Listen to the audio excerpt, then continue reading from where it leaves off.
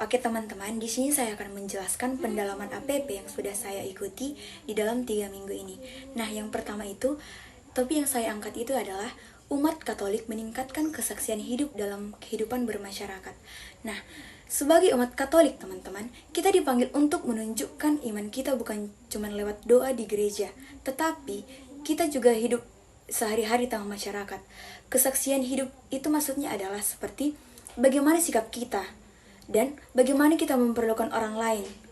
Dan yang ketiga itu, bagaimana kita menunjukkan nilai-nilai iman kita dan tindakan nyata. Contohnya itu seperti kita jujur walaupun kita tidak ada yang lihat. Yang kedua itu, kita membantu orang lain tanpa pilih-pilih. Yang ketiga itu, kita tidak ikut menyebarkan gosip ataupun kebencian yang diberikan kepada kita. Yang keempat itu, kita mau peduli dengan orang yang susah. Yang kelima itu, kita juga menjaga kerukunan walaupun beda suku atau agama. Jadi, orang lain bisa melihat iman kita dari tindakan kita, bukan cuma dari kata-kata. Oke, topik yang kedua itu yang saya ambil adalah umat Katolik meningkatkan perwujudan liturgi sebagai wajah gereja yang mendengarkan dan berdoa. Nah, liturgi itu adalah cara kita beribadah kepada Tuhan. Misalnya, saat kita ikut misa, doa bersama, ataupun kegiatan gereja lainnya, ataupun pelayanan yang bisa kita ikuti. Nah, jadi, gereja yang mendengarkan dan berdoa artinya gereja itu terlihat dari umatnya yang mau mendengarkan sabda Tuhan dan mau sungguh-sungguh ikut berdoa. Jadi, bukan cuma datang ke gereja karena kebiasaan teman-teman, tapi benar-benar ikut dengan hati kita, dengan hati nurani kita.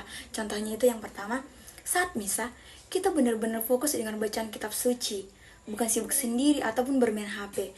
Yang kedua itu, ikut bernyanyi dan menjawab doa dengan sungguh-sungguh. Yang ketiga itu, berdoa bukan cuma di gereja, tetapi juga bisa di rumah, di sekolah, ataupun di lingkungan masyarakat untuk bersama-sama. Yang keempat itu, mau juga mendengarkan orang lain, bukan cuma mau didengar. Nah, karena mendengarkan itu juga bagian dari sikap dari iman kita. Semangat ini juga sesuai dengan masa aksa pembangunan kita APP ini, di mana kita diajak untuk memperbaiki hubungan kita dengan Tuhan, salah satunya lewat doa, ibadah yang lebih sungguh-sungguh. Jadi, lewat tema ini kita diingatkan bahwa kalau kita mau jadi gereja yang baik, kita harus rajin berdoa dan mau mendengarkan, baik mendengarkan Tuhan maupun sesama.